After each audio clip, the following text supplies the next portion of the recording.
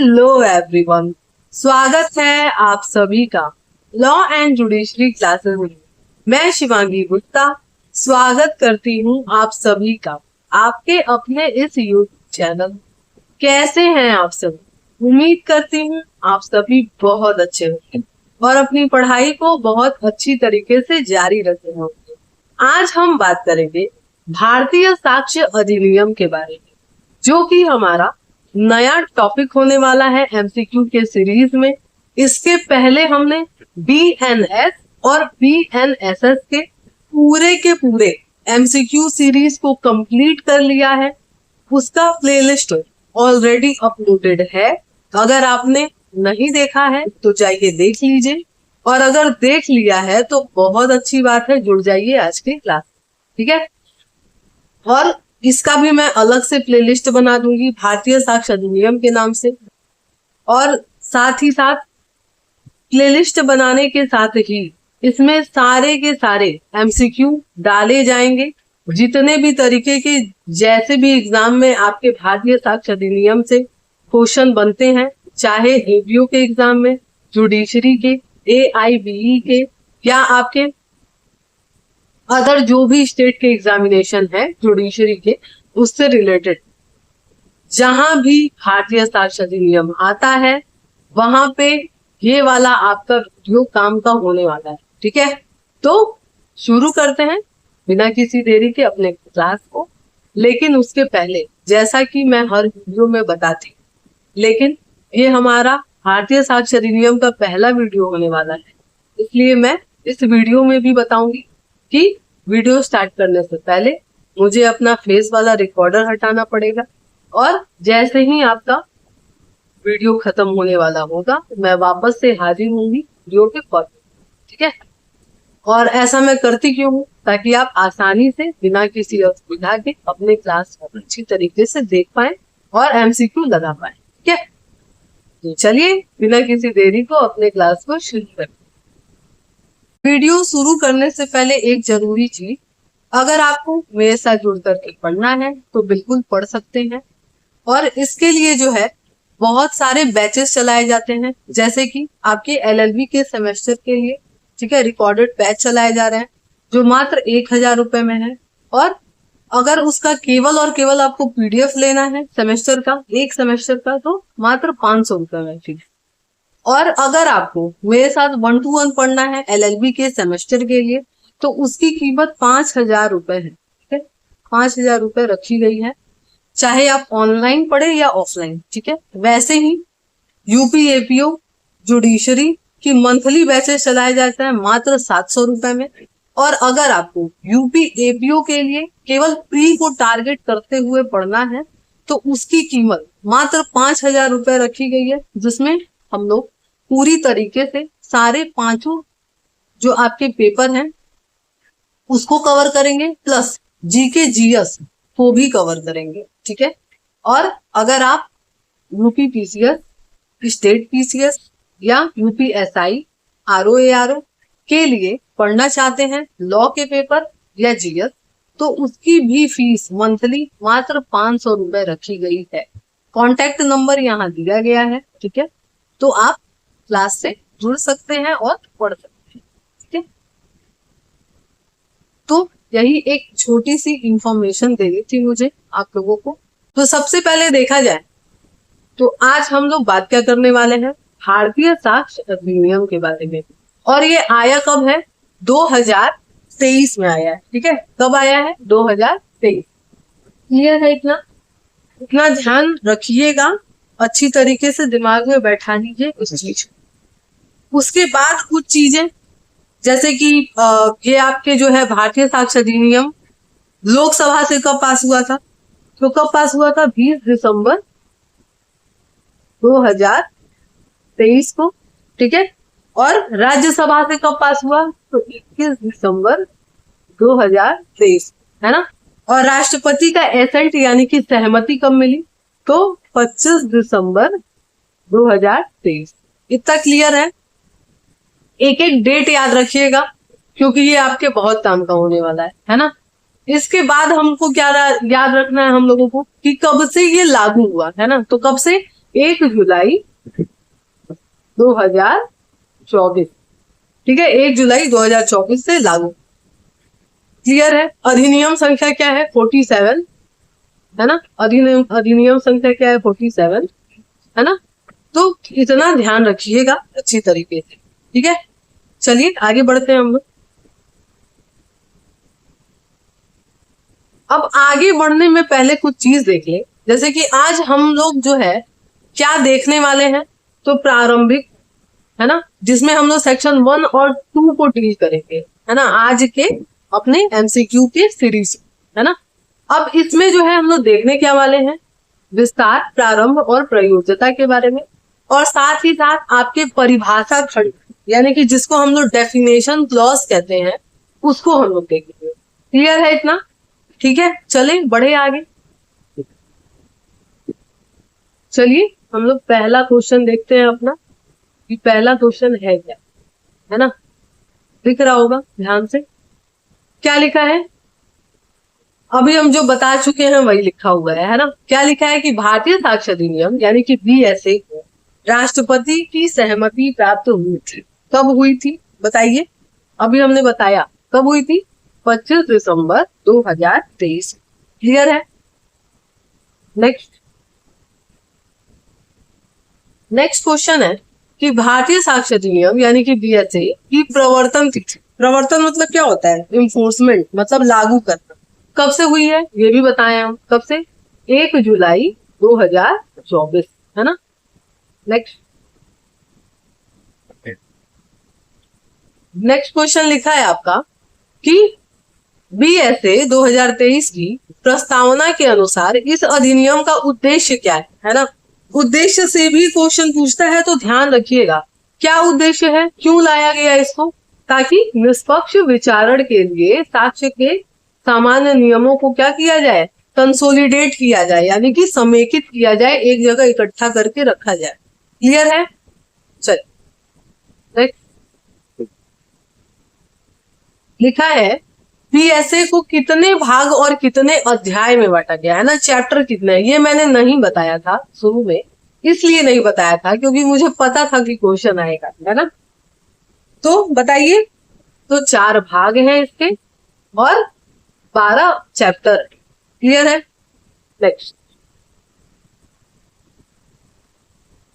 Next लिखा है आपका कि बीएसए 2023 में कुल कितनी धाराएं और अध्याय हैं। तो अध्याय तो हमने अभी देखा है, और अगर आपने ध्यान दिया है पहले क्वेश्चन को जो अभी मैंने इसके पहले जस्ट लगवाया है, तो आप आंसर आराम से निकाल लेंगे, है ना। तो कितना था? अध्याय 12 था ना उसमें, तो धारा कौन सी? 170, है ना, 170 धारा है और अध्याय कितने हैं? 12। क्लियर है? Next question.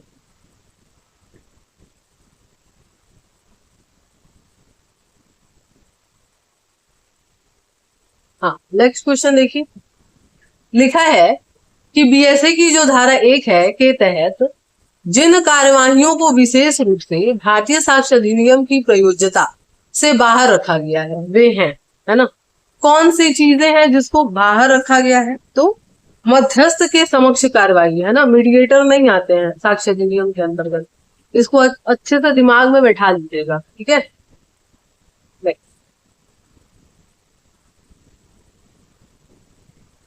लिखा है बीएसए इन पर लागू होती है, किस पे लागू होगी ये पूछ रहा है ना।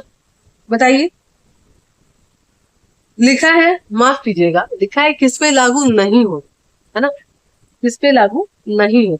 क्या लिखा है? पहला, मध्यस्थ के समक्ष कार्यवाही। दूसरा लिखा है स्वयं के अभिसाक्षी द्वारा प्रस्तुत शपथ पत्र। तीसरा लिखा है एक बालक के द्वारा किए गए कथन पे। और चौथा क्या लिखा है कि उस व्यक्ति का कथन जिसका अतीत आपराधिक है। तो क्या हो जाएगा? शपथ पे नहीं लागू होता है और मध्यस्थ पे भी, है ना। तो ऑप्शन नंबर सी हो जाएगा। नेक्स्ट लिखा है बीएसए लागू होती है, किस पे लागू होती है? तो अभी हम लोग देखे इस पे नहीं होता है और इस पे भी नहीं होता है, यानी न्यायिक कार्रवाई, है ना। ऑप्शन नंबर डी ना लगा दीजिएगा देखते ही, पहले क्वेश्चन को पढ़िएगा। नेक्स्ट लिखा है कि नीचे दिए गए कोड का उपयोग करते हुए गलत चीज को चुनना है। पहला लिखा है बीएसए मध्यस्थता कार्यवाही पर लागू नहीं होती है, ये तो सही बात है ना। फिर लिखा है बीएसए साक्ष्य अभिलेखित करने के लिए न्यायालय द्वारा नियुक्त आयुक्त के समक्ष कार्यवाहियों पे लागू नहीं होती है। बताइए क्या लग रहा है? तो दूसरा तो गलत है ना, क्यों नहीं है भाई, न्यायालय द्वारा नियुक्त से तो बिल्कुल होगा। तीसरा लिखा है कि शपथ पत्रों पे लागू होती है, क्या ये सही है? नहीं, है ना, तो ये भी गलत हो गया, दूसरा तीसरा भी। चौथा क्या कह रहा है कि सैन्य बीएसए सभी प्रकार के सैन्य न्यायालयों के समक्ष, है ना, सभी प्रकार के सैन्य न्यायालयों के समक्ष आयोजित न्यायिक कार्यवाहियों के लागू है ना। तो यहाँ पे क्या हो जाएगा, ऑप्शन हम लोग देखते हैं। ऑप्शन जो है हमारा कुछ गड़बड़ है ना, देखा जाए तो दूसरा और तीसरा सही होगा, क्योंकि भाई सैन्य कार्रवाइयों पे तो लागू होती है, पहले ऐसा नहीं था पर अब तो हो गया है ना। तो दूसरा और तीसरा गलत, ठीक है, यहाँ ए हो जाएगा। चलिए नेक्स्ट हम लोग क्या देखेंगे, परिभाषाएं, है ना। क्या लिखा है कि बीएसए की किस अध्याय में कुछ पदों की परिभाषा दी गई है, किसमें दिया गया है, चैप्टर कौन सा है, तो चैप्टर नंबर हमारा 1, ठीक है। नेक्स्ट लिखा है कि बीएसए की किस धारा में पदों की परिभाषित किया गया, किसमें, सेक्शन 2 में। नेक्स्ट है लिखा है कि धारा 2 के तहत किस शब्द को परिभाषित नहीं किया गया है, क्या, तो किसको, कन्फेशन को नहीं। हाँ, एक चीज और, कन्फेशन से रिलेटेड जो है आपके प्रावधान कहाँ से कहाँ तक है, तो सेक्शन है आपका 22 से लेकर के 24, है ना, जो कि कन्फेशन यानी कि संस्वीकृति के बारे में बताकर। क्लियर है इतना? चलिए नेक्स्ट है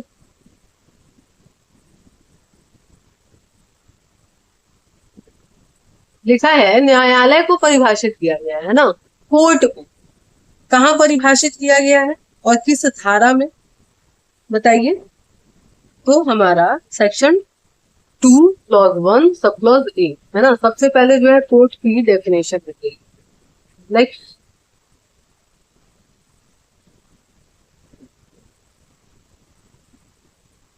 लिखा है बीएसए के अंतर्गत न्यायालय अभिव्यक्त में निम्नलिखित में से कौन शामिल नहीं है, कौन नहीं है बताइए। इतना तो हम समझा ही दिए हैं तब से, है ना, मध्यस्थ नहीं है। नेक्स्ट क्या लिखा है, न्यायालय में कौन शामिल नहीं है ना, कौन नहीं है, मध्यस्थ। नेक्स्ट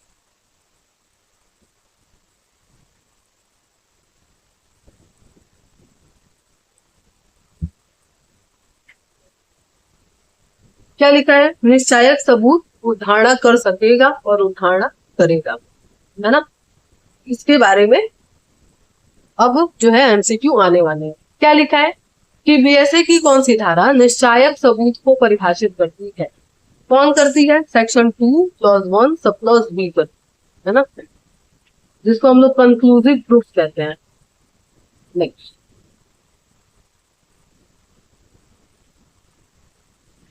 लिखा है जब एक तथ्य को बीएसए द्वारा दूसरे तथ्य का निश्चायक सबूत घोषित किया जाता है तो न्यायालय एक तथ्य के सबूत पर क्या करेगा, तो इसे ना साबित करने के उद्देश्य से साक्ष्य की अनुमति नहीं देगा, ठीक है, ध्यान रखिएगा इसे।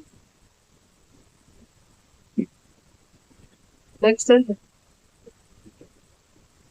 लिखा है बीएसए के तहत एक न्यायालय के पास किसी तथ्य के सबूत के संबंध में कोई विवेकाधिकार नहीं है ना, तो उसमें होगा क्या, इस कंडीशन में निश्चायक सबूत होगा, ठीक है, जहां पे आप जो है कोर्ट कोई भी तरीके का सबूत नहीं ले सकता है और ना ही उसका खंडन किया जा सकता है, ठीक है।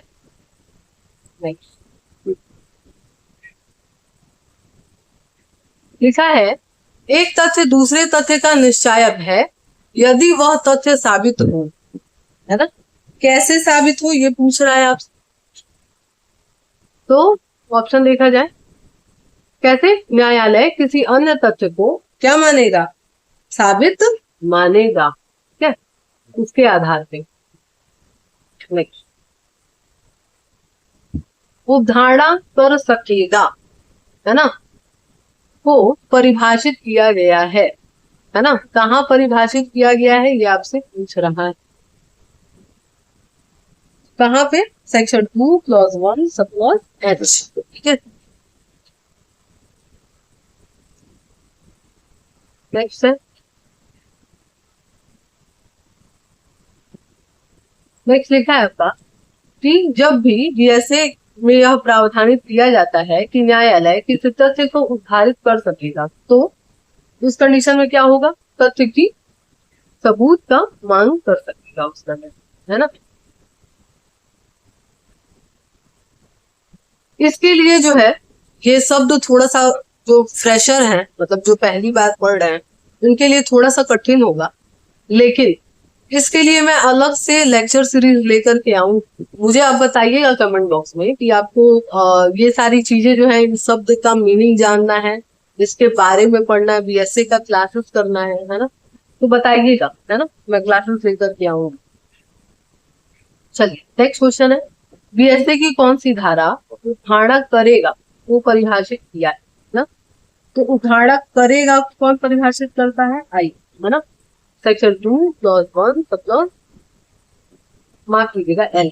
एल में नेक्स्ट है,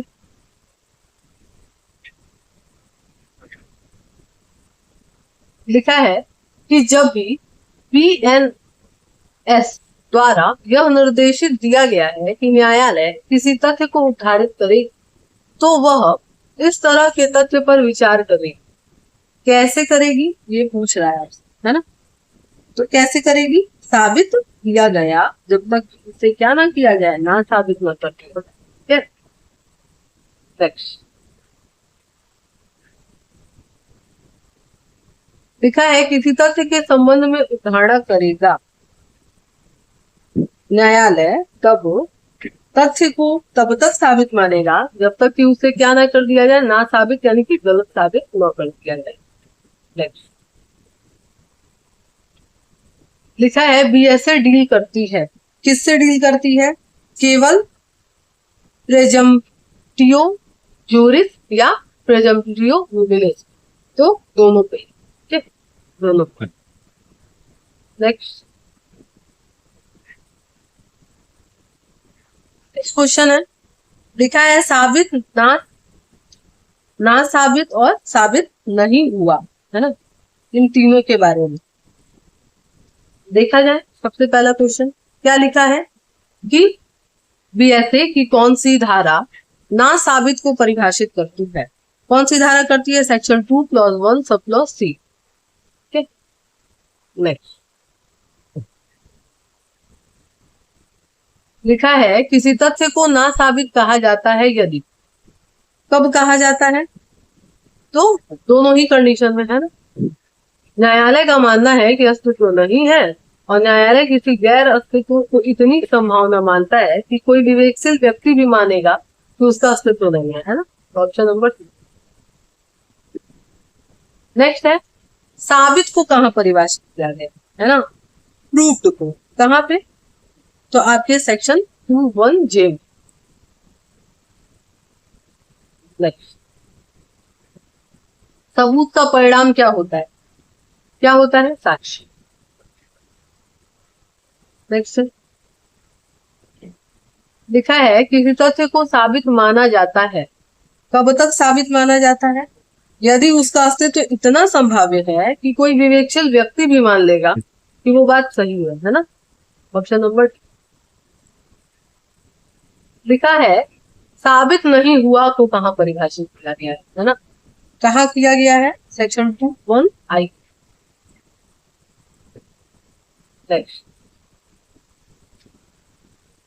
नेक्स्ट है, लिखा है एक तथ्य जो साबित नहीं हुआ कहा जाता है कब? जब यह न तो साबित हुआ हो और ना ही ना साबित, है ना। Option number D. नेक्स्ट है, लिखा है कि डॉक्यूमेंट की परिभाषा कहाँ है ना। तो डॉक्यूमेंट की परिभाषा कहाँ है? 2(1)(d) में। नेक्स्ट है, लिखा है न्यायालय के निरीक्षण हेतु प्रस्तुत किए गए दस्तावेज में शामिल है। क्या शामिल है? तो सभी शामिल है ना, सभी। क्या हो जाएगा? Option number next. लिखा है दस्तावेज का अर्थ है किसी भी पदार्थ पर व्यक्त या वर्णित कोई भी सामग्री, है ना, तो सभी, चाहे वो अक्षर के माध्यम से, अंक या चिन्ह के माध्यम। लिखा है किसी धातु की प्लेट पर पत्थर पर उत्कीर्ण शिलालेख क्या है? तो डॉक्यूमेंट है ना, दस्तावेज है। बस।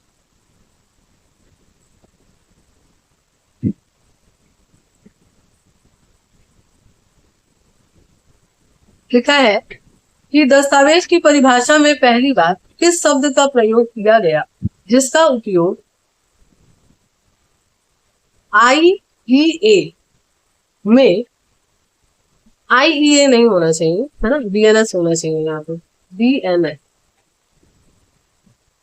पहले IPC चलता था, तो वही वहां पे जो है मिसप्रिंट के तौर पे लिख दिया है ना।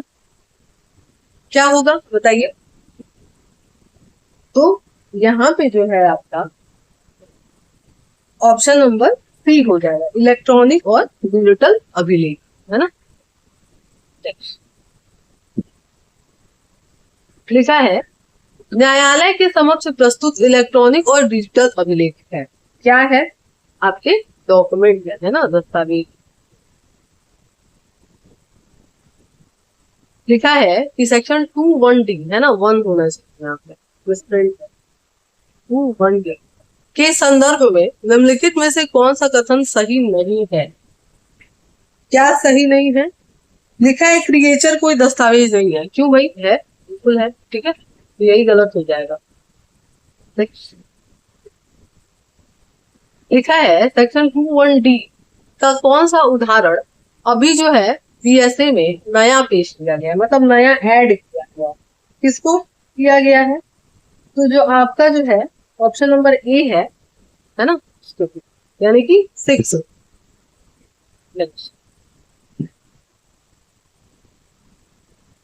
लिखा है कि निम्नलिखित में से कौन सा इलेक्ट्रॉनिक अभिलेख एक दस्तावेज है? कौन है? सब है ना, सब। नेक्स्ट।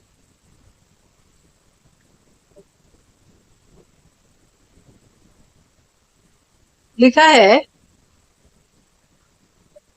साक्ष्य को परिभाषित किया गया कहाँ? एविडेंस। तो सेक्शन 2(1)E है ना, ई से एविडेंस और ई में है ना, साक्ष्य के बारे में। वैसे ही डी में क्या था? डी से डॉक्यूमेंट और डी में दस्तावेज, है ना। वैसे ही ई से आपका एविडेंस, और एविडेंस मतलब क्या होता है? साक्ष्य। तो कहाँ है? ई में है ना। नेक्स्ट। लिखा है साक्ष्य का अर्थ है और इसमें शामिल है। क्या शामिल है ये आपसे पूछ रहा है, तो चाहे वो मौखिक साक्ष्य हो या दस्तावेजी, दोनों ही आए।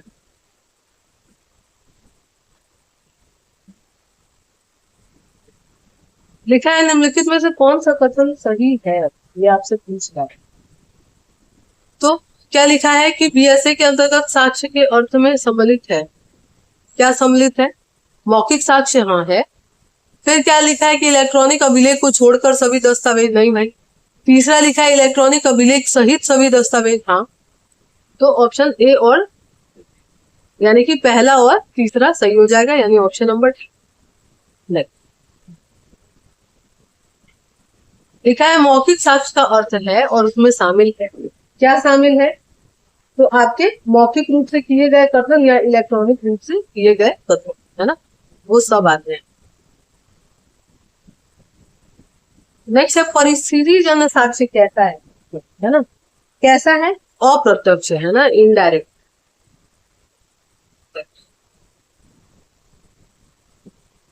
लिखा है ए एक बच्चे की हत्या का अभियुक्त है, मामले में निम्नलिखित तथ्य निर्मित होते हैं, है ना। क्या लिखा है? पहला कि हत्या के 1 घंटे पहले ए के बच्चे के साथ हत्या की जगह पर था। ए अकेला घर लौटा। ए की टी शर्ट पे खून के सना हुआ पाया गया था। ये सब क्या है ना, किस तरीके के एविडेंस है, ये आपसे पूछ रहा है। तो कैसे हैं भाई बताइए? परिस्थिति जनसाक्ष्य, ठीक है। ध्यान रखिएगा। नेक्स्ट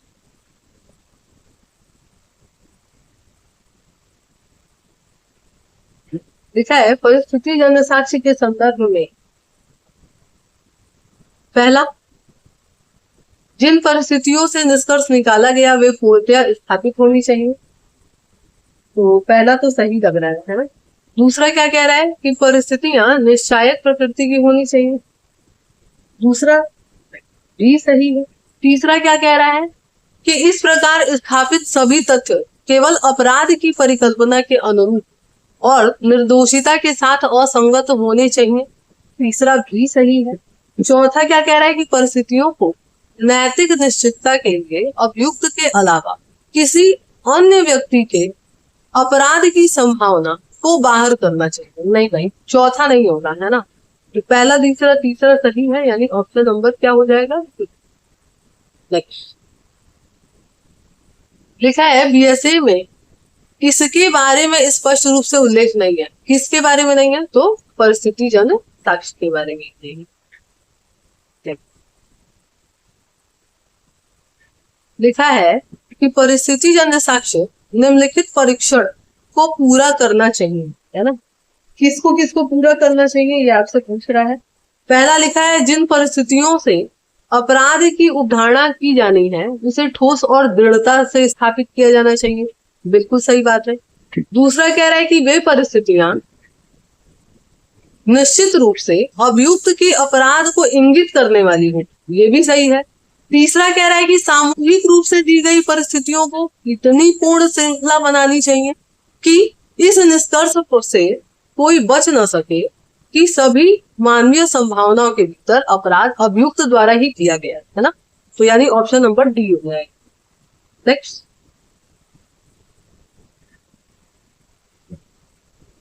लिखा है अनुचित साधनों से प्राप्त साक्ष्य, है ना, कैसा है। तो कह रहा है ग्राह्य है यदि क्या है, सुसंगत हो, है ना।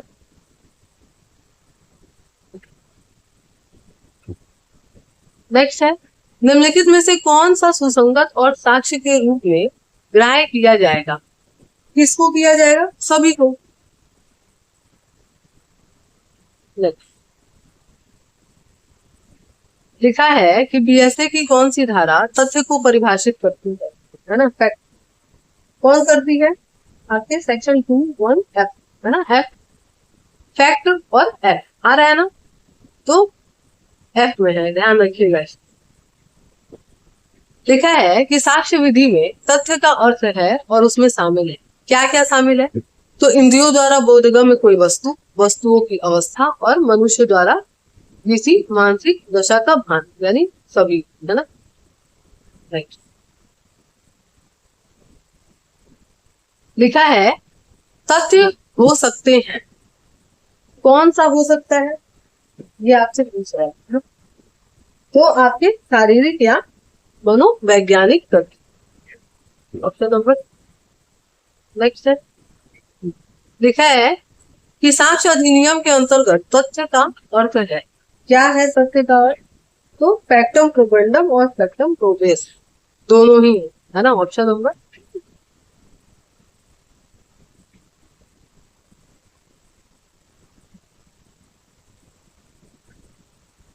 नेक्स्ट है निम्नलिखित में से कौन सा एक तथ्य है, तो सभी हैं, है ना।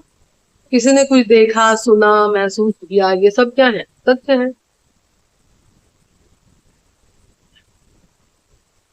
लिखा है कि क्या तथ्य है, तो सभी हैं। अभी हम बताया ना, किसी ने कुछ देखा, सुना, महसूस किया, सब तथ्य है। लिखा है कुछ वस्तुएं एक निश्चित स्थान पर निश्चित क्रम में है, क्या है, एक फैक्ट है, यानी कि तथ्य है। नेक्स्ट लिखा है कोई हथियार घातक हथियार है या नहीं, यह प्रश्न है।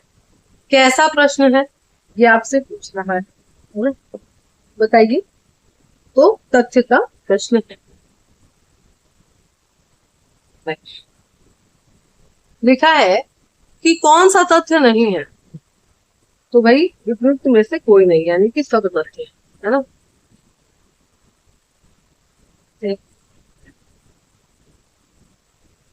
लिखा है कि कौन सा तथ्य है, तो कौन सा है, सभी।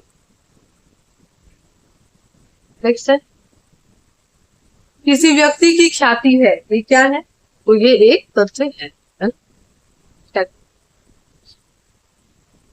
नेक्स्ट,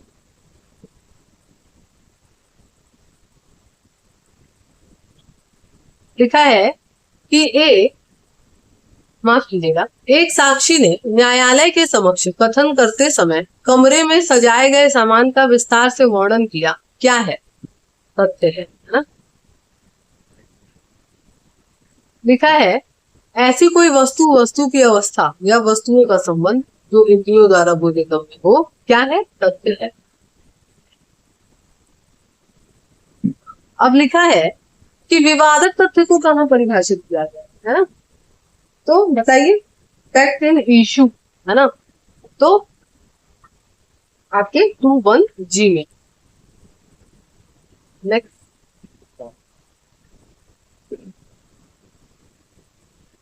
लिखा है विवादक तथ्य का तात्पर्य क्या है, ऐसे तथ्य जिसका अस्तित्व या अनअस्तित्व पक्षकारों द्वारा क्या है, विवादित, है ना। ऐसा कोई सब्जेक्ट मैटर जिसके बारे में दो लोग आपस में सहमत नहीं है, वही क्या है, विवादक तथ्य।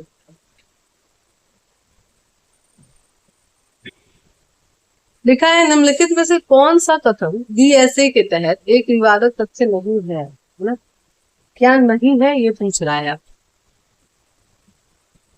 लिखा है पहला, किसी भी अधिकार अस्तित्व जिसका पक्षकारों द्वारा दावा या खंडन किया जाता है, ये तो बिल्कुल है, अभी हम समझाएं।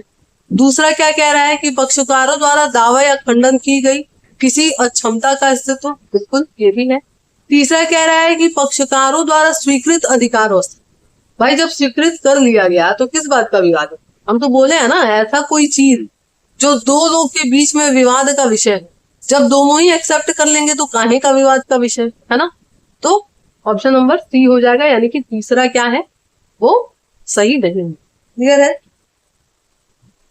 चलिए, यानी कि विवाद का विषय नहीं है ना।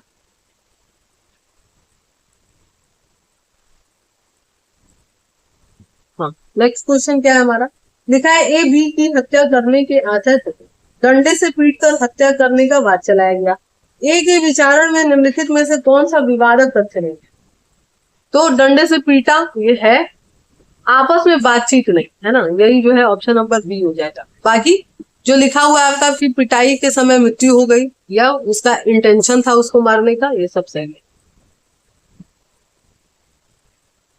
लिखा है ए बी पर की हत्या के लिए विचारित किया गया क्योंकि उसका आशय क्या था, उसे डंडे से पीटना, जिससे उसकी क्या हुई, मृत्यु हो गई। अब जो है कौन सा विवादक तथ्य हो सकता है कंडीशन में, तो सारे तरीके के, है ना, कि पीटा उसने और ऐसी पिटाई से उमर गया, उसका इंटेंशन था, है ना, तो ऑप्शन नंबर डी। क्लियर है। नेक्स्ट, लिखा है किसी मामले में एक पक्ष द्वारा आरोपित और दूसरे पक्ष द्वारा नकारे गए तथ्य को, है ना, एक भाई कुछ लोग स्वीकार कर रहे हैं, कुछ किसी बात को अस्वीकार, तो क्या होगा, विवाद का विषय है ना, विवादक तथ्य। लिखा है BSA का जो सेक्शन 2 क्लॉज 2 है के प्रावधान है कि BAS, सॉरी माफ कीजिएगा, BSA, है ना, के परिभाषा खंड में उल्लिखित शब्दों के अर्थ के लिए निम्नलिखित में से किस अधिनियम को देखा जाएगा, किसको देखा जाएगा, सभी को, है ना। कहने का मतलब क्या है इसका, कहने का मतलब ये है कि जो भी बात परिभाषित नहीं किया गया है ना, बहुत सारा तो परिभाषा दिया गया है, लेकिन जिसको भी नहीं परिभाषित किया गया है उसके आगे अगर अर्थ में आपको प्रॉब्लम होगा तो आप कहाँ जाएंगे, इन तीनों को देखेंगे, है ना, इन तीनों को देखेंगे कि यहाँ पे परिभाषित किया गया है कि नहीं किया गया है, तो वहीं से उसका अर्थ निकालेंगे साक्ष्य अधिनियम को देखते हुए। क्लियर है। तो चलिए यहाँ पे हमारा आज का MCQ का लेक्चर कंप्लीट होता है। उम्मीद है कि आज का MCQ वाला लेक्चर आपको पसंद आया होगा। अगर पसंद आया है तो वीडियो को लाइक जरूर करिएगा आप लोग लाइक करने में बहुत कंजूसी करते हैं, है ना। बहुत सारे लोग वीडियो देखते हैं पर लाइक नहीं करते हैं। लाइक किया करिए, इससे मोटिवेशन मिलता है, पता चलता है कि आपको अच्छा लग रहा है, ताकि और मैं आगे वीडियो बना सकूं, है ना।